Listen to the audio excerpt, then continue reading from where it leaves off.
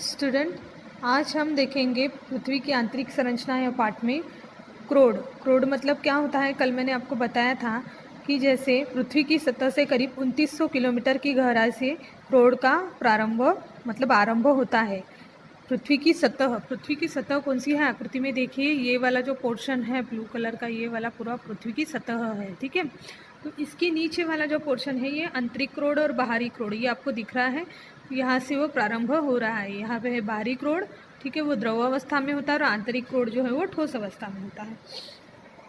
तो मेटल के नीचे से लेकर पृथ्वी के केंद्र तक का भाग क्रोड कहलाता है और इसकी मोटाई करीब 3470 किलोमीटर है। इस परत का विभाजन बाहरी क्रोड और आंतरिक क्रोड में किया जा सकता है। ठीक है, तो बाहरी क्रोड देखिए, बाहरी क्रोड पृथ्वी की सतह से करीब 2900 किलोमीटर से लेकर करीब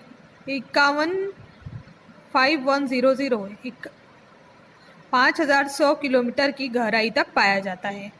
मतलब ये बाहरी क्रोड जो है तो ये 2900 किलोमीटर से लेकर 5100 किलोमीटर की गहराई तक पाया जाता है। बाहरी क्रोड आकृति में देखिए, भूकंप की गौण अनुप्रस्थ तरंगे क्रोड क्षेत्र से नहीं गुजर पाती।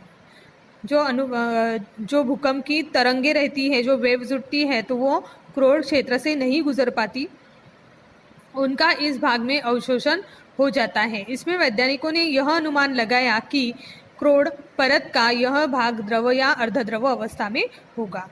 प्राथमिक भूकंपीय तरंगे इस क्षेत्र से गुजर तो सकती है, किंतु उनकी गति धीमी हो जाती है। गहराई क्योंकि ज़्यादा है तो बाहरी क्रोड का घनत्व 9.8 ग्राम प्रति घन सेंटीमीटर है और द्रवरूप बाहरी क्रोड का तापमान करीब 5000 अंश सेल्सियस से है। हमने यहाँ पढ़ा कि बाहरी क्रोड तरल पदार्थों से बना है। ये जो आपका बाहरी क्रोड है ये द्रव अवस्था में है, यहाँ पे लिखा है द्रव अवस्था में। ठीक है, तो हमने पढ़ा कि बाहरी क्रोड तरल पदार्थों से बना हुआ है, इसमें लोह की मात्रा अधिक है। लोह की मात्रा कैसी है? ज़्यादा है, अधिक है।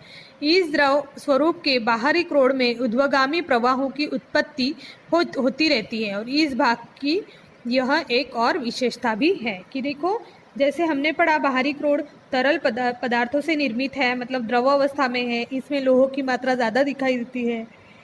इस द्रव स्वरूप के बाहरी क्रोड में ऊर्ध्वगामी प्रवाहों की उत्पत्ति होती हुई नजर आती है और इस भाग की एक और विशेषता भी है कि ऊर्ध्वगामी प्रवाहों की उत्पत्ति मतलब यहाँ निर्मित होती रहती है। बाहरी और आंतरिक क्रोड के तापमान में अंतर होने के कारण इन ऊर्ध्वगामी प्रवाहों की उत्पत्ति होती है और पृथ्वी के परिभ्रमण के कारण इन्हें भंवर जैसी गति प्राप्त होती है। भंवर पता है आपको? भंवरा जो रहता है भंवर, तो उसकी गति प्राप्त होती है। इन तरल लोह में निर्माण होने वाली इन घुमावदार भंवरों के कारण विद्युत प्रवाह की उत्पत्ति होती है। विद्युत प्रवाह मतलब जो इलेक्ट्रिसिटी, आपको पता है, तो उसकी निर्मित होती है, उत्पत्ति होती है और चुंबकीय क्षेत्र तैयार हो जाता है। इसे ही भूजनित्र मतलब डायनमो कहते हैं। पृथ्वी का यह चुंबकीय क्षेत्र पृथ्वी की सतह के बाहर काफ़ी दूर तक भी कार्यरत रहता है। ये जो पृथ्वी का चुंबकीय क्षेत्र है ये पृथ्वी की सतह से बाहर, पृथ्वी के सतह से बाहर, ठीक है, ये आपका पृथ्वी की सतह है, इससे बाहर कार्यरत रहता है। आजू बाजू एक आवरण बना है और पृथ्वी के वातावरण की ओर सौर पवनों से रक्षा होती है। पृथ्वी के पर निर्मित इस चुंबकीय क्षेत्र को चुंबक आवरण कहा जाता है। ये जो पृथ्वी के पर निर्मित इस चुंबकीय क्षेत्र जो बना हुआ है, हम आकृति में देखेंगे तो चुंबकीय क्षेत्र को चुंबक आवरण कहा जाता है और यह पृथ्वी का 5वां और महत्वपूर्ण आवरण है। कितना है? 5वां महत्वपूर्ण आवरण कौन सा है? एक वाक्य में आ सकता है, तो इसमें पृथ्वी का 5वां आवरण कौन सा है? चुंबकीय क्षेत्र। ठीक है, इसे ही चुंबक आवरण कहा जाता है। आकृति 2.3 देखिए, ये देखो आकृति जो बनी हुई है आपके सामने, आकृति 2.3 अ व आ। हम पहले क्या देखेंगे? और देखिए, पहले आंतरिक क्रोड देख लेते हैं। तो यह परत पृथ्वी की सतह से करीब, आंतरिक क्रोड जो देखिए, आंतरिक क्रोड वाला मतलब ये पढ़ रहे हैं अभी हम, ये हिस्सा पढ़ रहे हैं आंतरिक क्रोड वाला, इतना हिस्सा पढ़ रहे हैं। ठीक है, तो यह परत पृथ्वी की सतह से करीब 5150 किमी से लेकर 6371 किमी की गहराई मतलब पृथ्वी के केंद्र तक पाई जाती है। यह जो परत है आंतरिक क्रोड की जो लेयर बनी है ये पृथ्वी के सतह से कैसे है वो अंदर है तो करीब 5150 किमी से लेकर 6371 किमी की गहराई मतलब पृथ्वी के केंद्र भाग में पाई जाती है। यह भाग पृथ्वी का केंद्रीय भाग है ना। हमने देखा पृथ्वी का केंद्र, ये देखो आकृति में पृथ्वी का केंद्र केंद्रीय भाग है और वह ठोस अवस्था में भी है। पहले जो हमने देखा था बाहरी क्रोड वाला वो कैसे था, वो द्रव अवस्था में था और आंतरिक भाग जो है वो ठोस अवस्था में है। इसका घनत्व करीब 13.3 ग्राम प्रति घन सेंटीमीटर है और इस परत में मुख्यतः लौह एवं कुछ मात्रा में निकेल धातु पाए जाते हैं, इसलिए इसे निफे कहते हैं। क्या कहते हैं इसे? निफे। इस भाग में ये पदार्थ अत्यंत उच्च दाब में होते हैं, इसलिए आंतरिक क्रोड ठोस अवस्था में है। उच्च दाब में यह पदार्थ वहाँ पे पाए जाते हैं, इसलिए आंतरिक क्रोड कैसा है? ठोस अवस्था में है। और यहाँ का तापमान सामान्यतः सूर्य के पृष्ठीय तापमान जितना होता है। टेम्परेचर कितना होगा? ज़्यादा होगा, है ना। तो सूर्य के पृष्ठीय तापमान जितना यहाँ का तापमान होता है। ये हो गया आंतरिक क्रोड। ठीक है, थोड़ा विचार करो, पृथ्वी के भीतर जाने पर क्या तुम्हारे वजन में अंतर पड़ेगा? इसका अनुमान लगाओ, पता करने का प्रयत्न करो और ऐसा क्यों होता है वो देखो।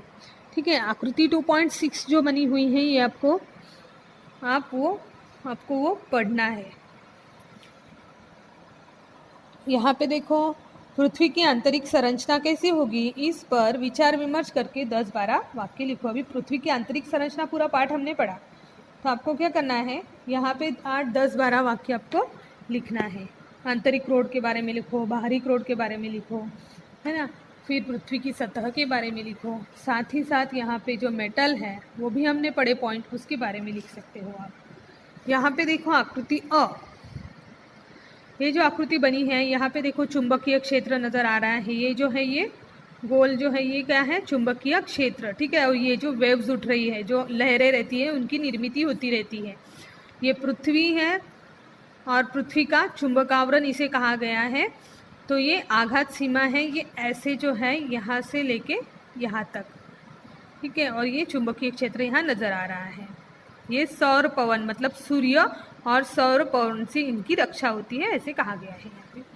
यहाँ पे देखो भू चुंबकीय ध्रुव एवं विषुवत रेखा। यहाँ पे भू चुंबकीय विषुवत रेखा देखो, यहाँ से विषुवत रेखा भी नज़र आ रही है। ये वाली जो है ये भौगोलिक विषुवत रेखा, इसकी वैल्यू होती है 0 अंश। ठीक है, तो भौगोलिक विषुवत रेखा ये बनी हुई है। इस पे जैसे भू चुंबकीय आस, ये एक लाइन बनी हुई है, ये है भौगोलिक आस, बीचों मतलब विषुवत रेखा के बीचों बीच जो जा रही है वो। ठीक है, और ये भूचुंबकीय विषुवत रेखा, ये आड़ी वाली जो है, हमने पहले यहाँ पे चुंबकीय क्षेत्र कौन सा देखा, ये जो गोल बना हुआ है यहाँ पे वो, तो यहाँ पे है ऐसी एक आड़ी लाइन, ये है भूचुंबकीय विषुवत रेखा। ठीक है, तो ये है भूचुंबकीय ध्रुव विषुवत रेखा। आकृति अपॉइंट आ पृथ्वी चुंबक। हमारा पाठ यहाँ पे हो गया है। क्वेश्चन के आंसर मैंने आपको सेंड किए थे। Thank you.